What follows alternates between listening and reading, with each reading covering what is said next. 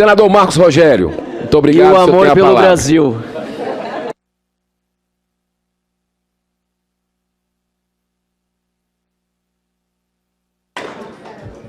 Senhor presidente, nobre senador Eduardo Girão, senhoras e senhores senadores, deputados e deputadas, eu quero cumprimentar as advogadas, advogados que aqui estão,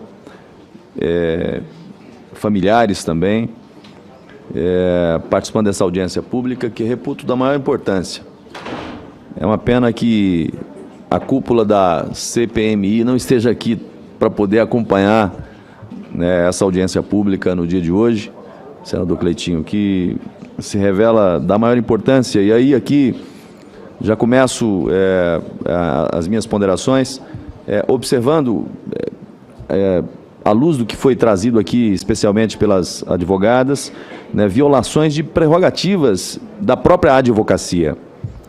Né, e hoje, quando almocei hoje com o senador Rogério Marinho, líder da oposição, e o pai dele foi presidente da ordem lá no estado de origem, Rio Grande do Norte, e um nome respeitado no estado dele e também nacionalmente em razão de seus familiares. E eu dizia a ele, diante de todas essas ofensas, a gente não tem observado da casa mãe da advocacia um posicionamento mais contundente em defesa do papel da advocacia. Defender a advocacia é defender o Estado de Direito, é defender a própria democracia. E hoje estou fazendo essa fala aqui apenas para poder sublinhar que isso não tem passado ao largo da visão daqueles que são observadores e amantes desta categoria tão importante à sociedade brasileira. Eu não quero, eu já me apeguei emocionado com as emoções que tivemos aqui hoje, mas eu vou procurar fazer uma fala absolutamente desapegada de emoção. Eu sei que isso é um drama para as famílias, e há advogados, inclusive, que estão também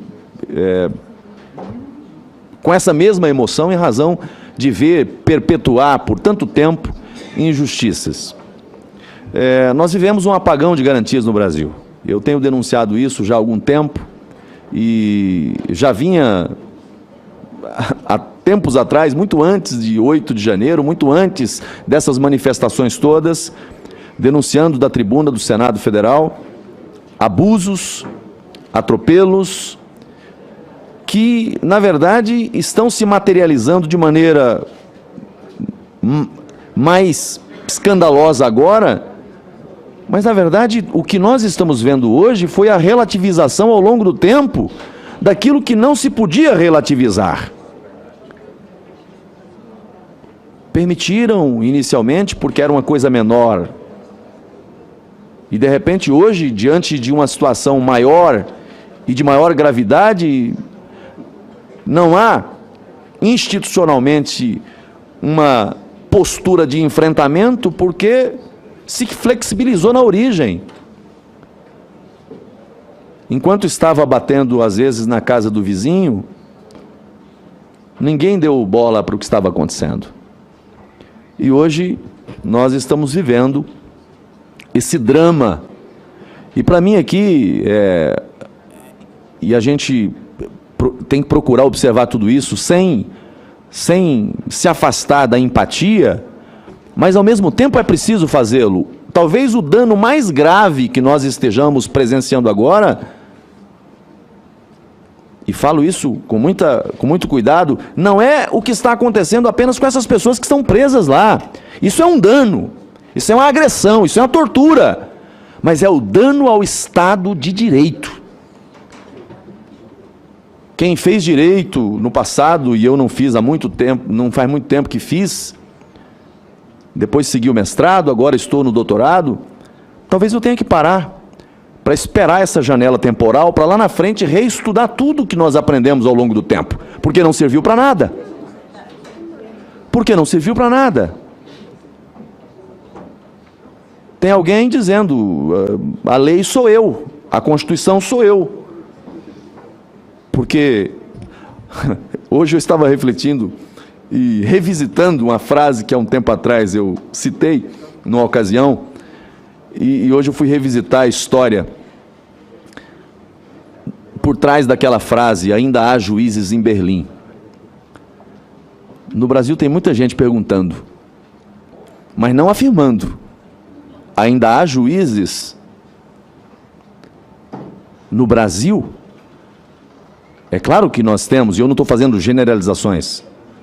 Eu estou dizendo que diante de agressões ao direito, diante de agressões, violações aos direitos humanos, às prerrogativas profissionais, a Casa Maior da Justiça Brasileira não é formada, não é composta por apenas um. Lá tem 11. E às vezes a violência de um, quando silenciado pelos demais, acaba se tornando a violência da própria Casa Maior da Justiça Brasileira. Falo isso com muita tristeza, porque eu sou um defensor do Estado Democrático de Direito, sou um defensor das instituições. Defendo o Supremo Tribunal Federal, defendo o Poder Executivo Federal, defendo o Parlamento, Congresso Nacional, Câmara, Senado, são instituições da República. Podemos ter membros do Parlamento que não cumprem o seu papel como deve ser, que às vezes usam o mandato para fins pessoais e outras coisas mais, mancham a história do Parlamento, mas o Parlamento não deve ser julgado e condenado por este. Da mesma forma, o Judiciário, da mesma forma, né, o Executivo Federal. Mas o que nós estamos vendo hoje é algo que nos entristece muito e o Brasil, a história do direito no Brasil vai ter que revisitar esse tempo e vai ser difícil explicar para as próximas gerações de advogados o que aconteceu nesse tempo.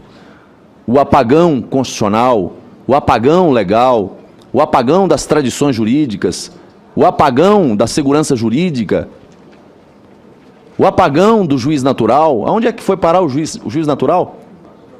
O preso que não tem contato com o seu julgador, que não é ouvido pelo seu julgador. O que é isso?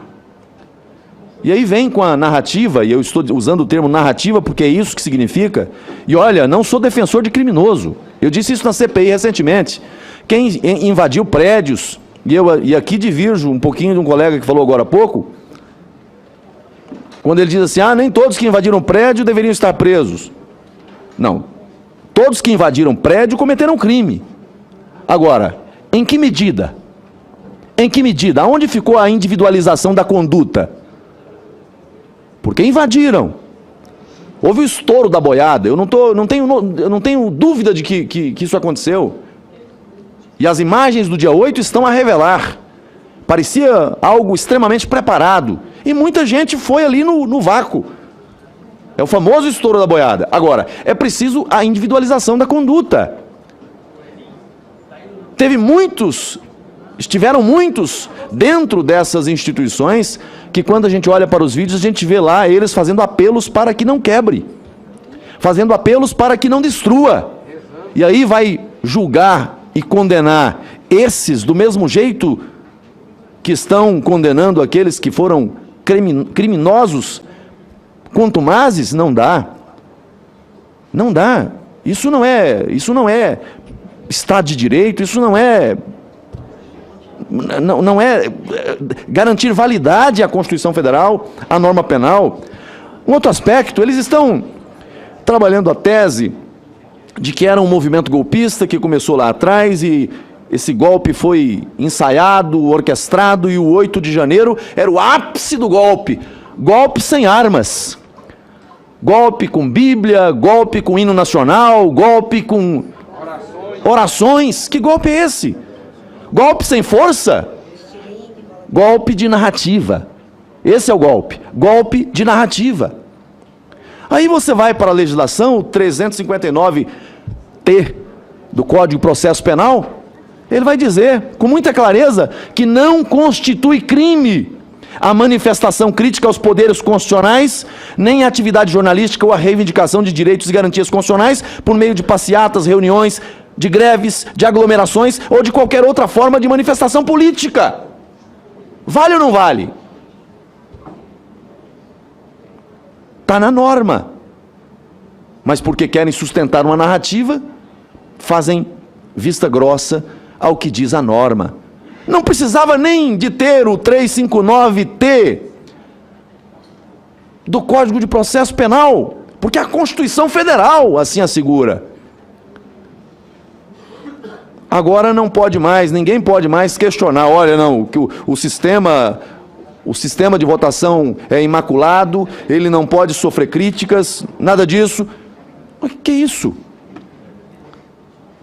E aí querem criminalizar os atos golpistas, aqueles que invadiram e aqueles que estavam nos acampamentos. Então vamos lá, vamos colocar os generais também no banco dos réus, porque permitiram que ficassem no acampamento. Então vamos colocar os governantes de plantão do governo passado e do governo presente também no banco dos réus, porque nada fizeram para desfazer o motim. Ora, se cometeram crime, aqueles que estavam lá nessa sanha golpista, também aqueles que, por não cumprir o dever de proteger, deixaram de agir. As pessoas que estavam, e eu fiz um pedido de informação às 3 armas, com relação à estadia, à manifestação dessas pessoas lá. Na verdade nem precisa, é público. Eles estavam lá, acobertados por uma decisão do alto comando. Tanto que houveram tentativas de retirá-los de lá, e enquanto estavam pacificamente manifestando, não foram retirados. Agora, se os vingadores da República querem punir todos eles de maneira indiscriminada, no atacado, ora, então tem que punir também aqueles que deram guarida, guarnição, proteção para que lá estivessem. Senão é justiça seletiva. E aí eu pergunto, Ministério da Justiça fez o quê? Até o dia 8 já tinha novo governo. Agiu? Não agiu nem no dia 8. Agora, então eu estou falando isso aqui, presidente, senhor presidente, não é para dar abrigo a quem cometeu crime. E a minha fala, muita gente não concorda com a maneira como eu me posiciono em relação a isso. É preciso separar o joio do trigo. Quem cometeu crime de quem não cometeu. E vou além. É preciso também, dentro da individualização de conduta, separar aqueles que, ainda que tenham cometido o crime, em que medida? Para justificar uma segregação tão prolongada, e digo até desnecessária, porque numa audiência de custódia, a depender da conduta praticada, já deveriam ter sido liberados. Aliás, não passaria de uma transação penal. A maioria dos casos daqueles que estavam nessa situação. Com as exceções, obviamente, daqueles que realmente praticaram atos que são atos criminosos. Então, eu queria aqui deixar registrada a minha fala no sentido de dizer que cabe a esse Senado da República, seja através do instrumento próprio que temos, que é a CPI, que está investigando, né, fazer a devida investigação e cobrar providências, mas eu entendo que como casa, como instituição da República, cabe a cada um de nós, cabe a este Parlamento, cobrar e fazer valer as garantias constitucionais.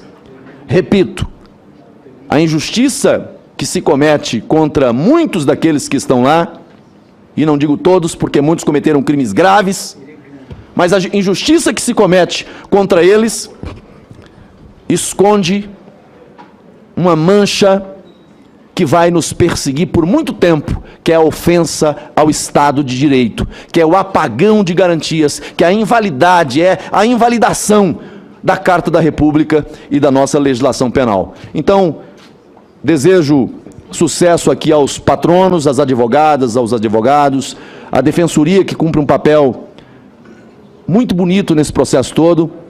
E da minha parte, naquilo que as nossas forças permitirem dentro desse parlamento, conte com a nossa voz, conte com a nossa atuação aqui dentro para fazer essa defesa, que é a defesa do Brasil e dos brasileiros de bem.